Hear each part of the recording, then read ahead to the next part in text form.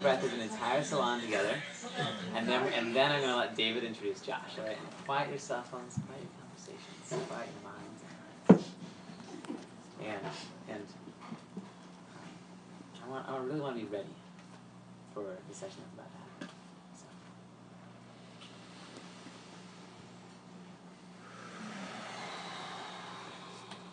David, can you introduce Josh?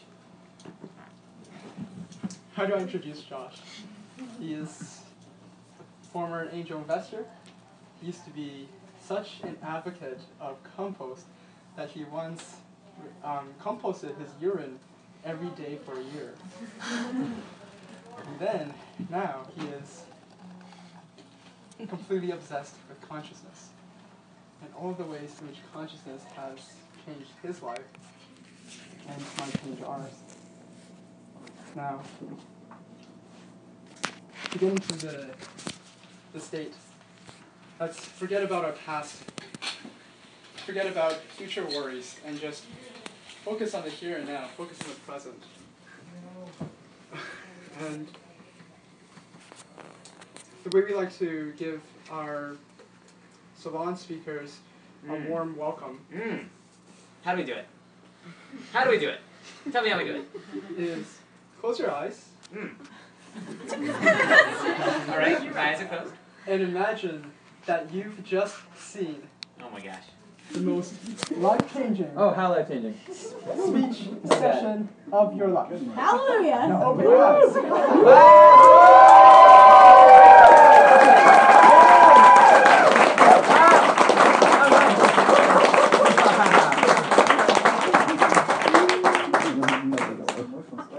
Okay, so I usually give, outside as Yeah, well. here. This is wow. The neighborhood watch, right?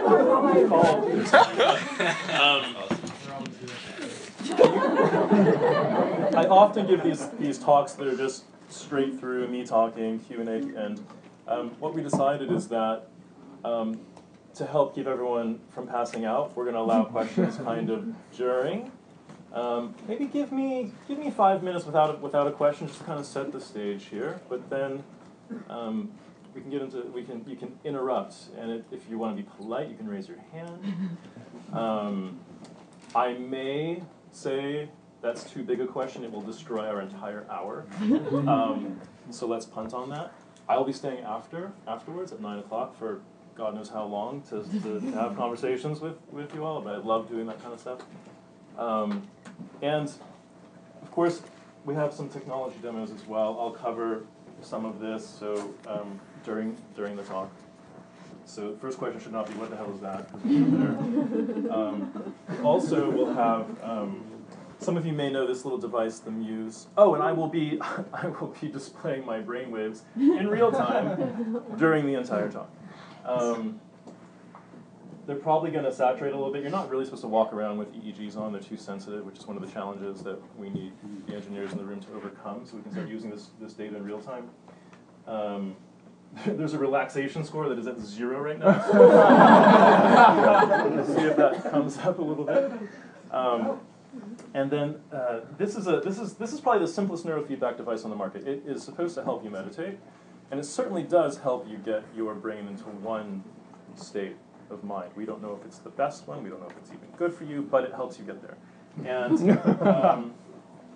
And the way this one works is that it will play, it's really the same device, but this will be hooked up to the app that comes with it. And there'll be the sound of the ocean playing in these speakers later. And as you meditate and get calm and clear-minded, and as your beta waves decrease and all this kind of stuff, the sound of the ocean coming out of these speakers will decrease. And all you have to do is get calm while dozens of people stand around expecting you to get calm. Because usually you don't play these over speakers, so that you should have headphones on. So this is kind of like a meditation deathmatch or something. We'll have fun with that later. All right, so I gave David a fun fact about my passion for composting, but now you know 2 very obscure things about me, nothing in the middle. So. Historically, I've been an entrepreneur. That's how I've made my living. And I've always been, I can say, an entrepreneur who any solution I come up with, any company I want to start, always has an impact for society or the environment or something. I've never just done a money-making scheme, I don't think. And when I was 24, I started a company that did a lot to improve mass transit. And if many of you have been to universities where the bus system is tracked online and on the internet and on your mobile phones, and that's a company that I started, and so I did that, and that made me feel good, like helped improve mass transit efficiency. And then from there I went on to do food system stuff, started an urban farm. I cared about things like diabetes. I have family members with diabetes. I wanted to find a cure for diabetes, and found all these lifestyle and food and health problems, and found that the food was produced in an irresponsible way for the planet and all this, and down the rabbit hole I went and started an urban farm in North Carolina. That's the most productive urban farm in the southeast right now, so that's still running. And then I did some electric car things. I bought a Tesla Roadster and I rented it out to the public so that more people could get to experience that other than just the 1,000 rich guys in America, and that worked. Got a lot of people experiencing electric vehicle technology years ago. Tried a lot of things that didn't work. Probably lost about $50,000 just trying to get other companies started. And anyways, that all took about 10 years. So that was my 20s. And I got to the end of my 20s and I said, well, this is what I've accomplished in 10 years. And so now I have a sort of trajectory that I can plot.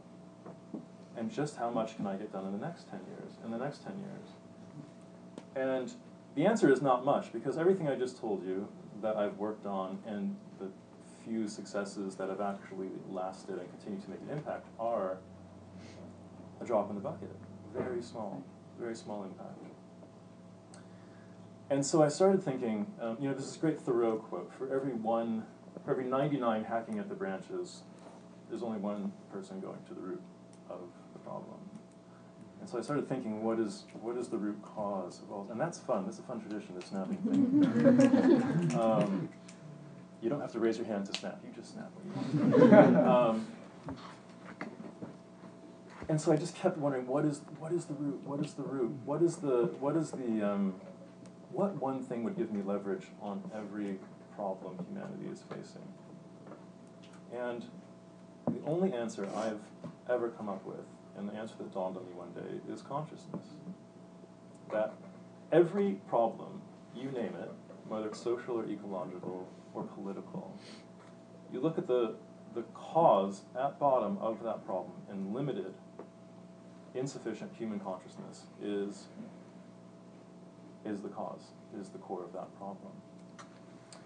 problem. Let's just a broad sketch ecology, right? The planet's in a jam. We've been very efficient at scaling our companies and our cheap products and this and that, and so efficient that the planet can't actually handle us doing that all that much longer. And what I like to say is that most of the human race is furiously engaged on a daily basis in converting the living biosphere into garbage and cash. Like that's what's going on. Now, if you stop these people and say, "What are you doing?" they're not going to say, "That's what I'm doing. I'm not destroying the planet." They're going to say, "I'm putting food on the table. I'm putting my kids through college." They're destroying the planet for you guys, some of you, right? And it's not that they want to be doing that. It's not that they want to have such a compromised situation, but they lack the consciousness to realize that's what's actually going on. And if their consciousness were to elevate, you would actually find people having trouble going into jobs like that. They would get unhappy there. They would leave. They'd go find something else, right? So raising consciousness can do so much for ecology. Social problems. Is capitalism the problem of so many of our ills? Well, capitalism actually works pretty well if the costs aren't externalized. The costs are priced. It actually works pretty well. The problem is we have so many unpriced externalities in our system right now that when you walk into the store, the least expensive product on the shelf is the one that is doing the most damage to the planet. It ought to be the other way around, that the one that is the worst for the planet costs the most because there's so much remediation that will need to be done. But instead it's the one that's been, with some bleeding heart, produced in a responsible way that is just at that price range, it makes us say, gee, I don't know if I'm going to do it this time. So the unpriced externalities themselves are a consciousness problem. If you had to watch one of our remaining temperate rainforests being destroyed in order for you to get $100 off your next laptop or something, or to maintain that $1,000 price point, that sexy $999 price point on your MacBook Air, if you had to first watch the rainforest be destroyed, you might say, I might be willing to pay a little more. Please don't destroy that rainforest, right? But that is hidden from you. It's even hidden oftentimes from the people producing the product, right? Consciousness problem all throughout, because there's a lack of awareness, and awareness we know is related to consciousness very closely. So another way to put this problem is that the planet has a 7 billion core CPU, which is the human race. And most of those cores are producing erroneous output, and almost none of those cores are operating at their full potential. That's the situation right now. And that is what is going to increasingly dawn on us, that the gains are not just to have more cheap products and more conveniences, right? We have service as a service now, like somebody, I need somebody to call my house cleaner for me, so I don't, it's getting kind of crazy. And we're going to start realizing, wait a minute, there's other higher leverage problems to solve. And I can tell you how you reach your potential, if you want to know. I can tell you how you, as one of these cores, as one of these processing units in the human race, actually live up to your potential. I can tell you how to reach enlightenment if you really want, but I'll save that for the very end. But it comes down to essentially meeting your needs. If you get your psychological needs met, and your psycho-spiritual needs, your physical needs, if you actually get your needs met, you will reach your potential. And it's sort of like a plant. If you give a plant the water and sunlight and the nutrients in the soil that it needs, it really has no choice but to grow and bear fruit. That is what it will do. And that is what we all will do as we get our needs met. You grow automatically as your needs are met. Now, we live in a culture right now where needs being met is not the primary goal of the culture. It is to meet your wants first and foremost. And we even have vast marketing departments to convince you that your wants are actually needs, and to simulate those wants if they weren't there before. But it's not a culture that is bent on meeting our human needs. And that's going to become more obvious to everyone as time goes on. As each day passes where we spend more and more time having access to every cheap good we could possibly imagine, this will start to dawn on us. What about the needs? Every mediocre person you've ever met is a result of having gotten some of their needs met and not all of their needs met. There's a spectrum. If you keep getting your needs met, you end up in the history books. You end up like Gandhi. You end up like somebody who is so unusual that you might risk deifying them or setting them apart and saying they're different. Well, all that's different is they got their legitimate needs met. That's just what the human being looks like when it's functioning at its capacity. What are legitimate needs? Good question. And right before we get into that, at the other end of the spectrum, we have people who have gotten so few of their needs met that we lock them up like animals because they can't function in society peaceably. Everyone in prison is there because they got so few of their needs met that one day they put their foot down and said, I'm going to get what I need and what I've been deprived of, and did it in a very misguided way. But that's all. They didn't get their needs met. And they're there in prison right now, and they're sure as hell not getting their needs met there. So what are some legitimate needs? You want to take a first crack at that, Ned? Like validation and belonging, and love and friendship, like legitimate friendship. These aren't just fun, soft words. These are actual psychological needs that you have, and they make all the difference. And like legitimate challenges. Right. If things are too easy, you become a sort of useless loafer, right? If things are too hard and you never have any success, you become too shy to ever try anything again. The right amount of challenge, the right amount of success. Like self-sufficiency. Right. Instead of trying to get your needs met externally, knowing how to do like the inner work that you need to do to get where you need to be. Part of why Netta is thinking so much and so clearly about this situation is that she just visited some prisoners with a meditation teacher and sat with them. Could you repeat that last sentence, Netta? Self-sufficiency in terms of knowing how to identify your needs and get them met by doing the inner work that's necessary, instead of defaulting or indulging in consumerism or relationships that aren't actually healthy for you. And yeah, the prison that I visited, they were so hungry for any type of help and any type of sign that someone outside believed in them, that after one of the prisoners actually facilitated a meditation session, the guy that I was with, who usually leads them, told him he did a good job, and he said that no one had ever told him he was good at anything in his entire life before. And it's 1,000 instances of that need missing in the development of a psyche that sets its course in that direction or the other. Now, in this culture today, which is not a culture of consciousness, we have some kick in the butt to elevate our consciousness after we're born. Your parents will say things like, okay, come on, be a big girl now, right? If they think you should be outgrowing that kind of behavior. Come on, grow up, right? Parents kind of chide us to move along at a certain point in our development, telling us we're being immature. They're challenging us to elevate our consciousness.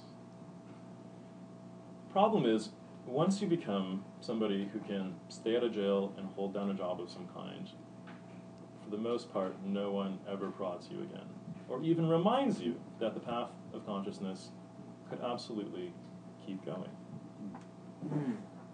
You're now a cog in the machine, you're contributing to the economy, pay your taxes, good enough. And another realization that will be dawning on the human race is that that is a very mediocre level of consciousness, and there is absolutely no reason for it to stop there.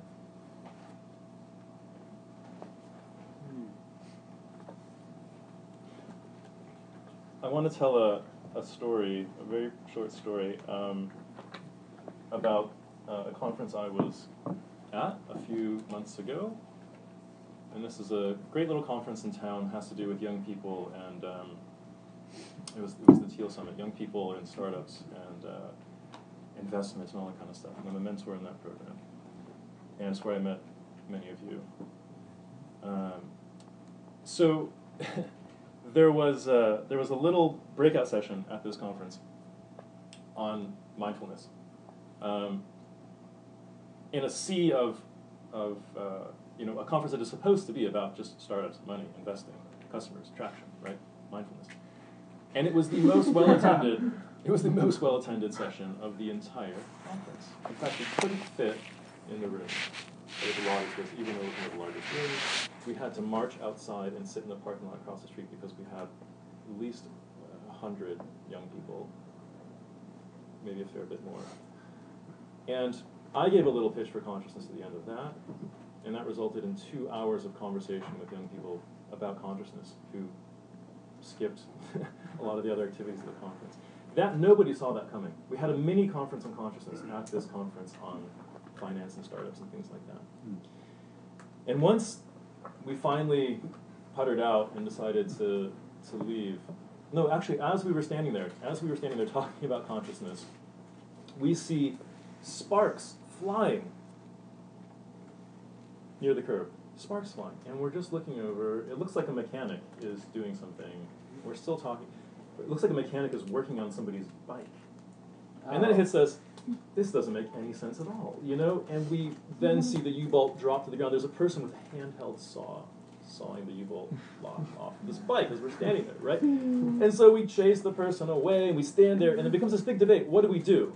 Do we call the police?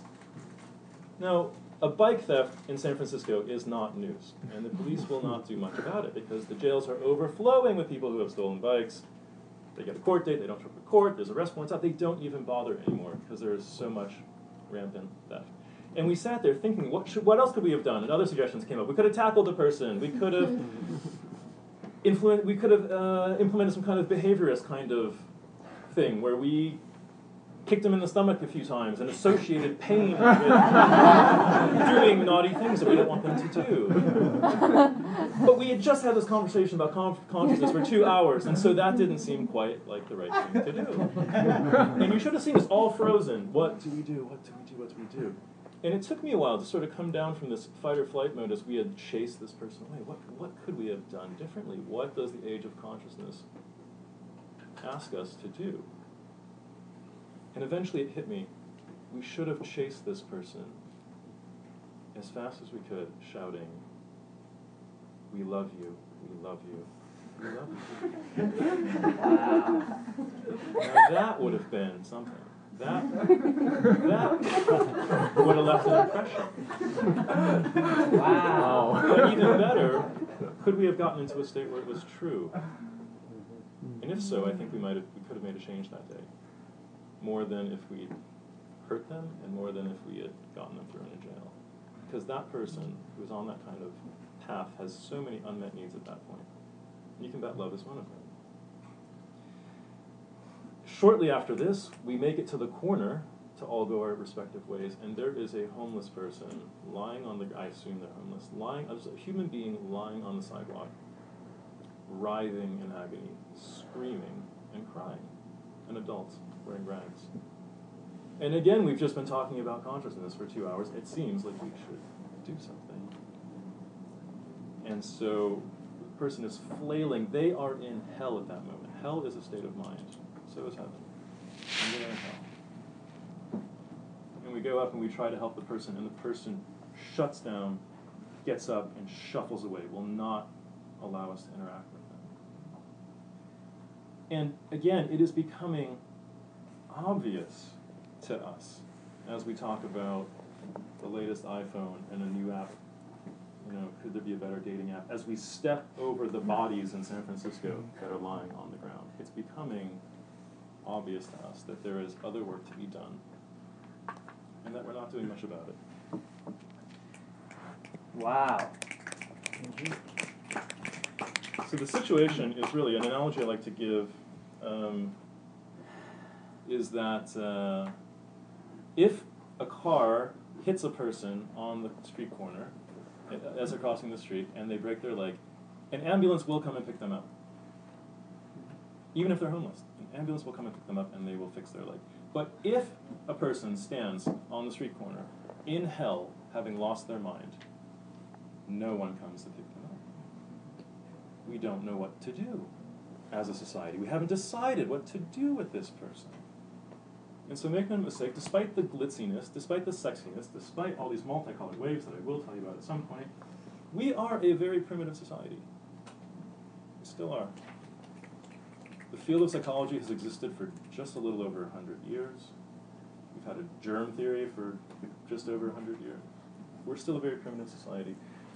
In addition to the prison, Netta visited a mental hospital, an insane asylum, whatever it was, where we had, as a country, trained killers for the military. It was a military-based mental health center. And these people had gone and killed on our behalf, and are now lying strewn about this place with broken minds.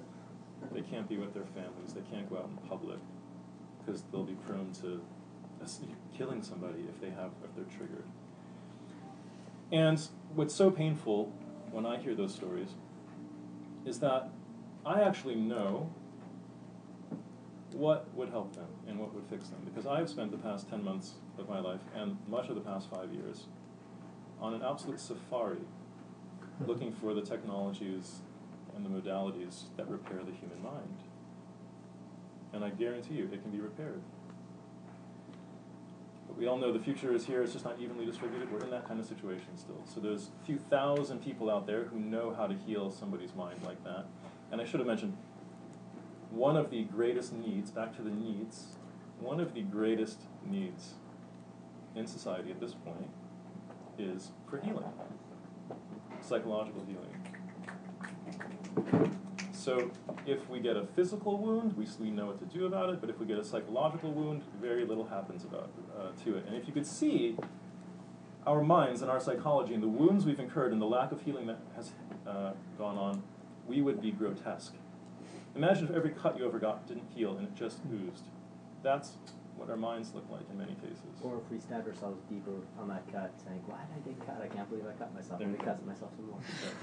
That's right.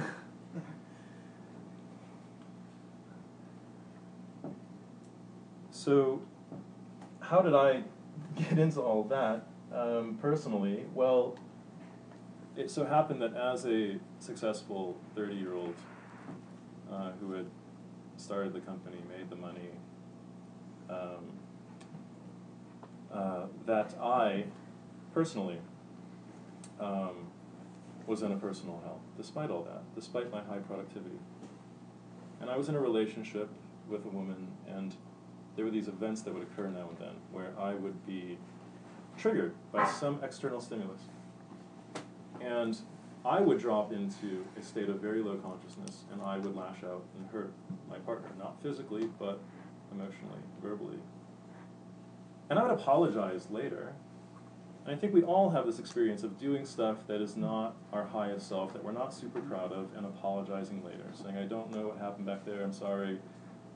This situation just pushed my buttons. And I had a very loving partner, and she said, I appreciate the apology, but this is like the 20th time, and it hurts me every time, and I'm not healing, and I'm being wounded every time. And she said, you have to go to therapy or it's over. So I went looking for therapists. I found a therapist. This therapist let me talk about my problems hour after hour after hour and charged me $90 an hour. And that wasn't working all that much. And then I found another therapist, and he said, tell me about your parents. And I said, okay, here we go. Boy, did I have a crappy childhood. And so I started complaining about my parents, and after 2 minutes he says, got it, that's enough. That's enough? You're supposed to listen to me for hours. And it turns out, and we'll go just a little over the halfway mark here as I finish the story, the guy put me into a hypnotic trance, an altered state of consciousness, which is actually incredibly easy to do. Anyone wants a fun evening, just Google trance induction, and you will be doing something. The first time I did that, I woke up 45 minutes later and just had no recollection of where I'd been. The mind loves to assume altered states of consciousness, actually, even without substances. So this guy put me into an altered state of consciousness, a safe mode for the mind. You want to reprogram the mind at a low level, put it into safe mode first. That's why talk therapy does so little. And in that altered state of consciousness, he then took me through this guided visualization, and what we found is that my mind was very unintegrated. I had fragments of personality all over the place. And these fragments had formed when I had experienced painful experiences that I couldn't process, what we call trauma. Trauma is what happens anytime you have an experience that you do not have the resources to process, to fully process, and to process in a healthy way. And what your mind does is it takes that experience, it puts scar tissue around it, and it sinks it to your unconscious, and it sits down there. And the reason it does that, it doesn't just expunge it, is because it is keeping it on file, and you are keeping a watch. You start running a little if-then statement. If that situation ever happens again, do this instead. You have a little if-then statement in mind, so that's why it hangs on to the trauma down there. But you didn't have the resources to handle that experience in a healthy way. It could be big things, and it could be little things that your adult self wouldn't even recognize. Like, it's not just rape and murder and this kind of thing. It can be, of course. But if you're 4 years old and you've just built the tallest block tower you've ever built, and you run to your father and say, Daddy, look what I did. Come see what I built. And he says, not now, because he's had a bad day at work. Your world might fall apart in that moment. Because this is the moment of your single greatest achievement in your entire life. Right? And you don't have a lot of experiences. You don't have what we call resources in psychology.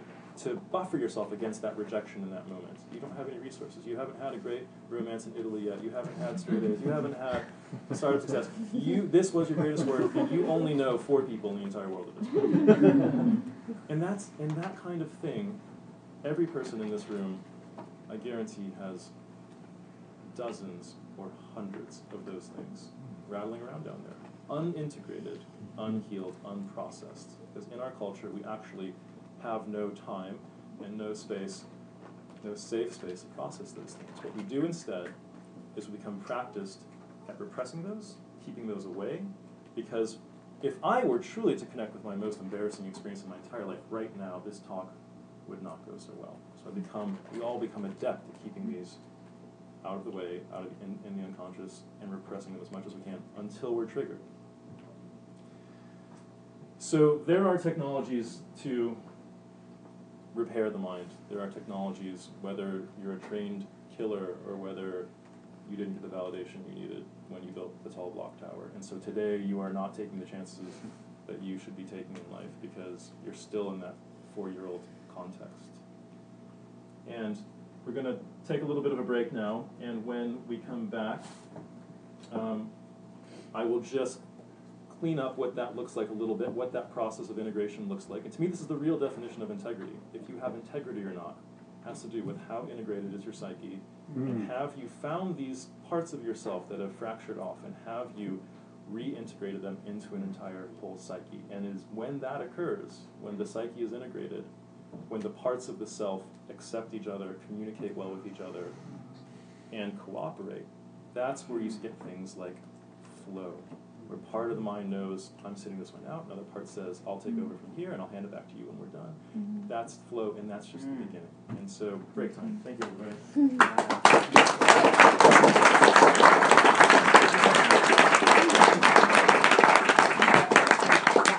Patrick has some instructions on the break. So, the idea is that tonight we do want to take a time, about 10-15 minutes, to be in small group conversation about the topic. And this could be people you know, random people, about 6 people. Because it was such an effort getting into it, do we want to do that now as planned or at the end of the talk? It's up to you guys. Do we want to move? Not really. See, there is a hard cutoff at 9. We can't take 15 minutes sitting down again. Yeah, So let's just keep going. Is that okay, Rafa? Wow. Is that okay with everyone? Yeah. So we will have that splitting up, but we'll Take do this it time to again. wiggle. Yeah. So we have wiggle around. Yeah, exactly. Really does. Relax. Alright. You can feel my body like this. I was like, your thigh workout. No, it was me. And I was like pulling your face. Good for you. Right. Okay, yes. So are we going to sit here and do little groups, or am I just going to keep doing it? Okay.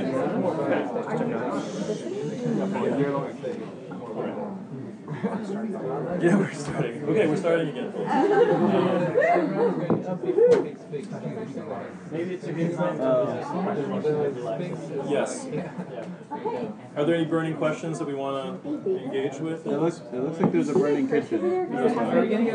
Oh yeah, the kitchen's on fire. Guys, something's Why is there- smoking in the kitchen. Yeah. Thank you.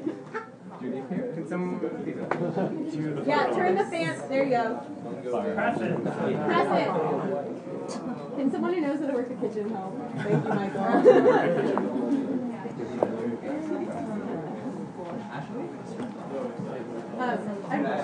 Jacob's question briefly was, are we going to get to practice any of these? Well, not really, but don't let that dissuade you. See, what I would call a full cycle of integration, and this is something that I've learned how to do, and something that it is an experience that I wish everyone could have, and that is a whole complete cycle of finding a traumatized part of the self, a splintered personality, and reintegrating it back into the psyche, because it is one of the most glorious feelings, and it's also one of the best mind upgrades I know of. I was kind of known as a bit of a biohacker in paleo community, and I was eating 80% of my diet is fat on a daily basis. And so people say to me, what's the best biohack you know? And I would say the integration of these traumas and self parts. It just, you have actual neurons bound up on remembering that experience, how painful it was, and your situation has changed, your context has changed. You don't need that anymore, and you can integrate it back in the psyche, but you can't just obliterate it. That's one of the mistakes you make as you start going down this path. Is I went to the psychiatrist and he said, well, we've got these splinter personalities. You had a lot of painful experiences in your childhood and growing up and until you were 15 and 16. I had a just daily basis. I was being traumatized in the public school system.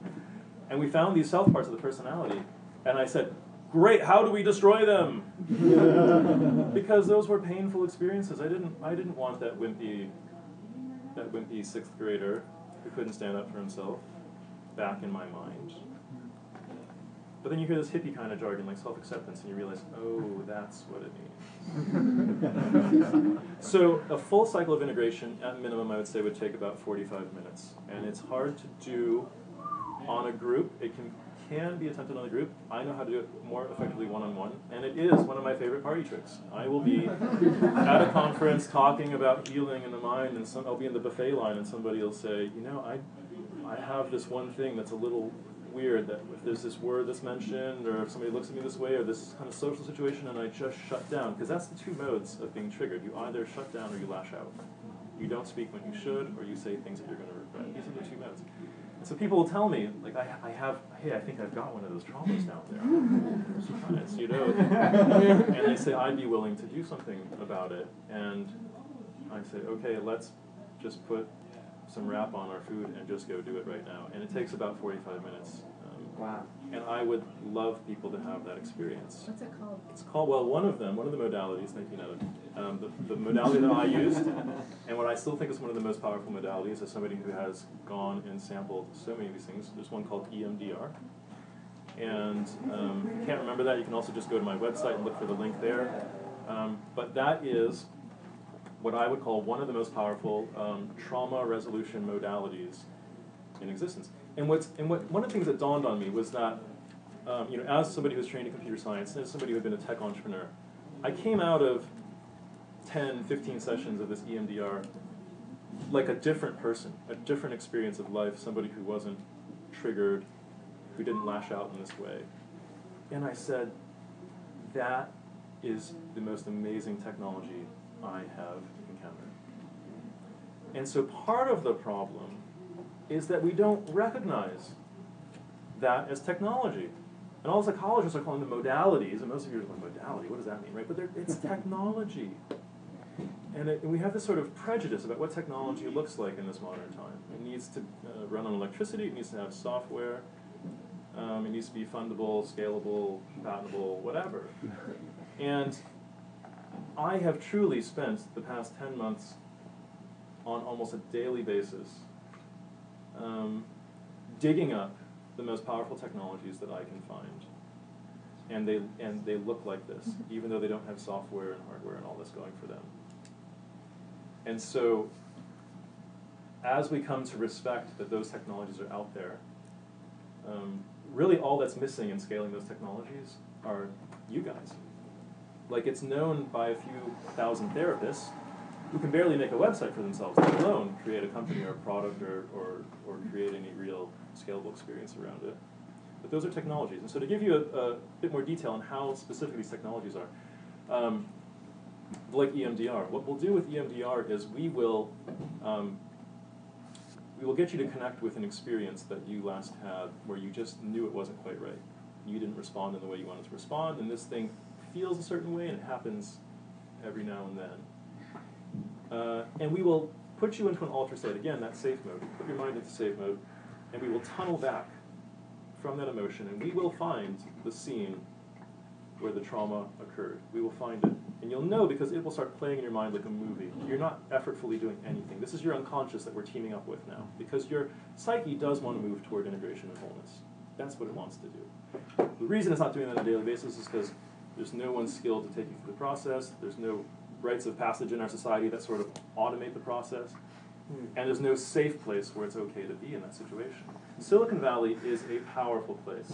I love being here. It's one of the highest leverage places on the planet. It is not a safe place. No, it is so not. you are allowed to be here and not fall out from the ranks of society so long as you're above average intelligence or especially clever or especially wealthy or especially something. And you're not going to be especially anything but ashamed when you go into this altered state looking for this trauma. Because every time a trauma occurs, because you couldn't process it in a healthy way, the conclusion that your psyche reaches is not that I did something bad or I didn't do something well enough. The conclusion your psyche reaches is that I am bad. I am not good enough. It's a subtle difference and a huge difference. And so at the bottom of every trauma, at the nucleus of every trauma, is a core of shame. And if I could do one thing, if you just give me one wish, what would I do? I would wave my hand and dissolve all the trauma stored in every human mind on the planet, all the shame stored in every human mind. And the next day would be beautiful, as this man knows. Oh my God. The next day would be a little bit of heaven on earth. Because so many of the interactions that you've had and the coworkers who you say, oh, I don't want to talk to so-and-so about this, or I'd love to tell so-and-so that this thing could be better, but they freak out or they shut down. It's all the shame that's down there being activated and triggered. So what we'll do is we'll find that shame. And either before or during, the other thing we'll do then is we will switch into a highly resourced state. Now that we have you connected with that shame, and so part of the deal with all this, well, I'll get to that in a minute, another few seconds. We'll get you into a highly resourced state. Now, a highly resourced state, and Jacob, this is the thing we almost could have done tonight if we had enough time, something you can do anytime you want as well, is if you sat down and just meditated on, let's say, the top 5 or 10 experiences you've ever had that you just felt the opposite of ashamed. You felt so glad to be you felt so glad to be alive, you felt so right about who you were being and what you were doing, your most authentic self, and it was working out for you and for everybody around you. And you were really damn glad that you showed up as your authentic self at that moment. If you just find the list of those experiences, and again, they're not going to be Hollywood experiences necessarily, but they will be meaningful to you. Sometime that you said something that really changed the situation, sometime that you decided not to say something because a person, you were just being kind and holding a space for them. If you find those, and everybody has some, if we find those, and get you to, by the end of making that list, by the end of coming up with those 10 things, you would actually be in a higher state of consciousness. Which 10 things? The 10 top experiences where you felt authentic and whole. Just by getting to the end of that list and having gone looking for those things, you would be at a higher level of consciousness when you get to the end. Now what we could do then is, in an altered state, have those things swirling around, do a visualization about them, possibly even assign a symbol to them. The symbol that is the database lookup key to those 10 things so that you have it on the ready. So that when you're walking into a meeting and you feel overwhelmed, when you feel less than, you'll just bring up that symbol and it activates those resources. So anyways, in the EMDR process, we've connected with the shame. We'll now connect with the highly resourced state. And we'll personify each part very likely. You'll see the 6-year-old who was feeling so terrible. You'll see the glassy look in their eyes. And the way they shut down, the way that moment felt. And then we'll also go and connect to this highly resourced state. And this will be like, you'll see an image of yourself, and it's like your Facebook photo, right? It's like the you want people to like think of. You're mountain climbing, you're doing whatever. And the damnedest thing will happen now. In that altered state of consciousness, these two figures will interact without you trying to make them do anything. This is you with a front row seat to your unconscious, and your unconscious wants to heal. You've created an environment where your unconscious can heal. And what these two parts will now do is engage in some kind of symbolic act that you could not have made up. Like, I have a list of these because I've done these with people, and they make the greatest plots, the little stories. Like, you just like, who comes up with this stuff? Well, your unconscious does, because it's a massive 7 billion bit per second parallel processing computer, and it comes up with better solutions than you and the conscious busy mind. And you will watch a scene play out between these two parts. And if we were to do brain scans later, we would actually see, as a result of this conversation, new neural pathways being used that weren't used before through this conversation that's occurring. So the interface is at the level of mind and the level of imagery, and there will be catharsis. They will choose an alternate course of action together.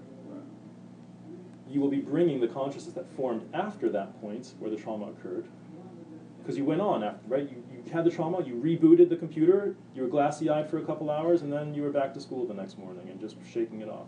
But you went on from that point to develop a psyche with more resources and more experiences. And so these two parts have met, the acceptance is there. This part finally, the traumatized part, finally gets to share in the resources of the larger psyche that has gone on to develop since that point. It hasn't had the benefit of those until that moment.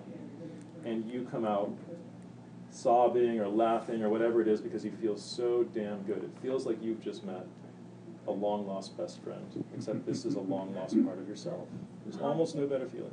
How did you find out about this? Did you do that by trial and error? Did you have like an idea about that? It's a little bit of trial and error because I went to one therapist first. But then there was a rather synchronistic event where I went to a philosophy meetup that a friend of mine ran.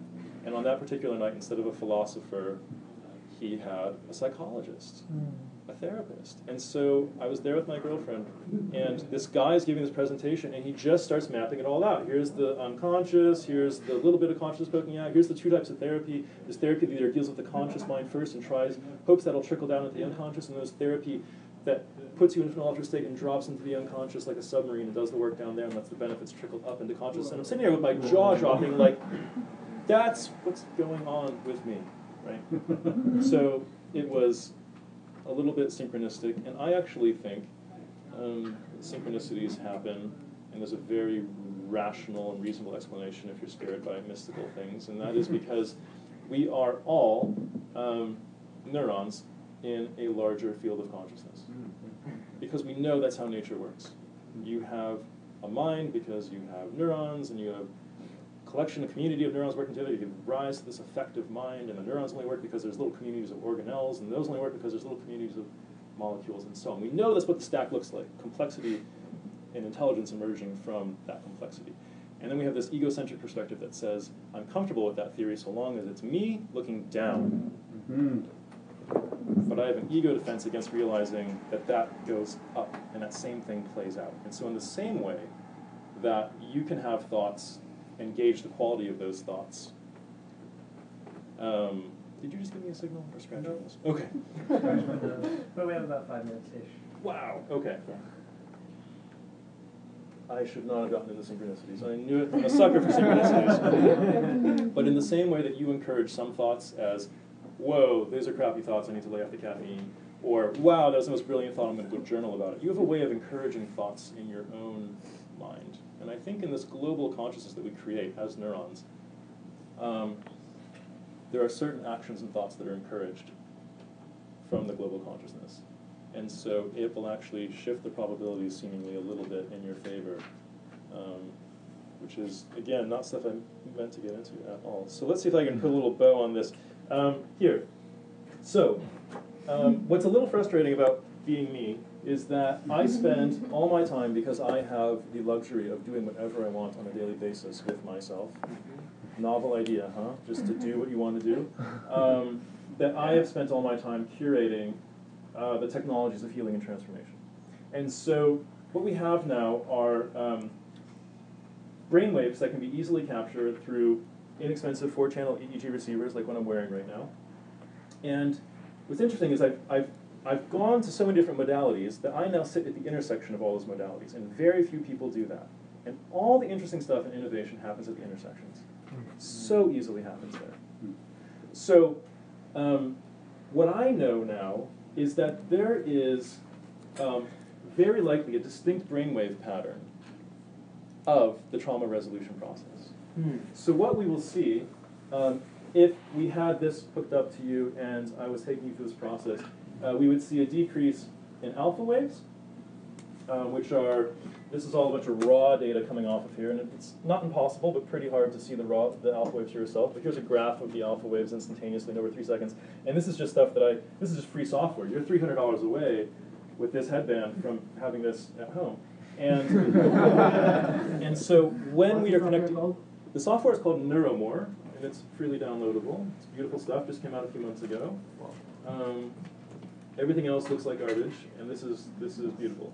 And so, yeah, we know what it looks like when you're connecting with the trauma,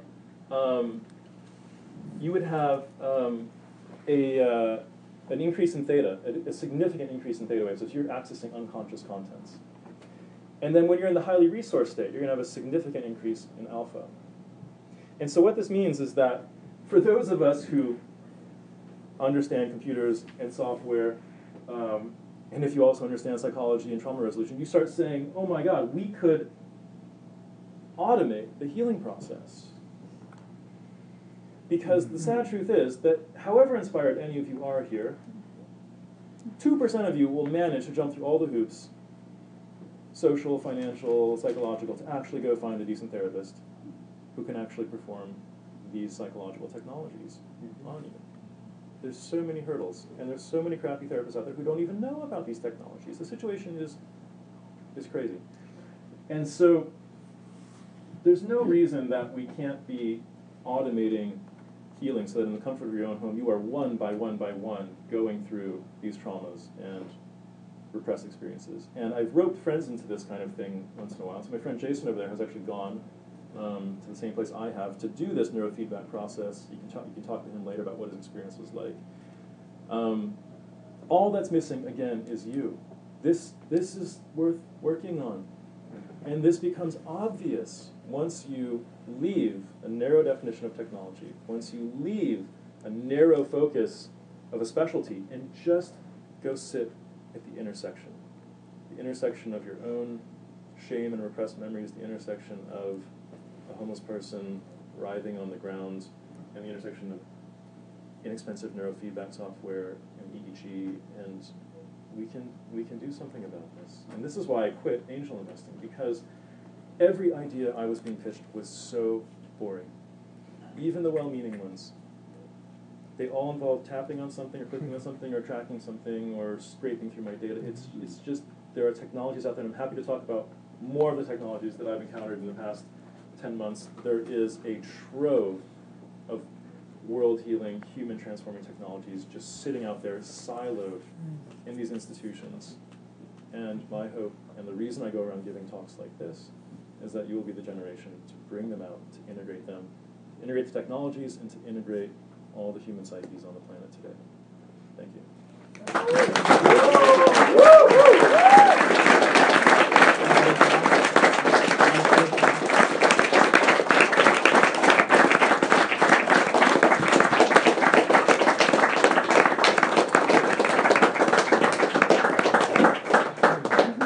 Wow, thank you, Josh. Really amazing. What about performance maximization instead of healing? Let's say I'm okay in that department. I want to maximize my performance. First of all, you're not. Secondly, since performance... Let me introduce you, Roman. Interrupt you, Roman. What we're going to do is move a little, break up a little. We're going to give Josh an enormous high five in Swan tradition. Yeah. And then everyone who's deep on this topic wants to ask questions exactly like that is going to cluster around Josh here, and that conversation is going to continue. I encourage everyone else who splinters off to have small conversations, dive deep into this topic of consciousness. We've learned about how awareness touches upon it, how trauma touches upon it, how technology touches upon it, and that's how it'll go. And those who want to play with the other muse in the meditation app, Netta will be running that experience. I'll do it in the kitchen. Okay. And just to be mindful of the folks living in the house, I think we said 11 p.m. Is the very latest for folks in the house. We will catch people at 11. Awesome. So, thank you. Do we want to move out to the fire pit, maybe? It's spread out right now. It's probably cooler around the fire pit, too. One thing I want to say is,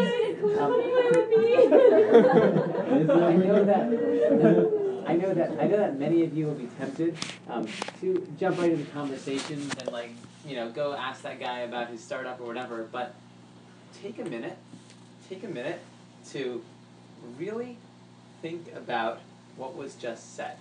And I think that the best thing for many people to do would be to go for a 5-minute walk, right now, alone. What? Just think for a few minutes. Just think. Or spend a little time with one person and quietly discuss something that was just shared in the session tonight. because you right now are in you're in a moment in your life where you have loaded into your cache some very, very valuable pieces of information, and before you dump that and go on with the rest of your life and go and load new stuff and page files and whatever, if you spend a little time processing what was just said, and I recommend processing alone or in a very small group, could be extremely valuable. Yeah.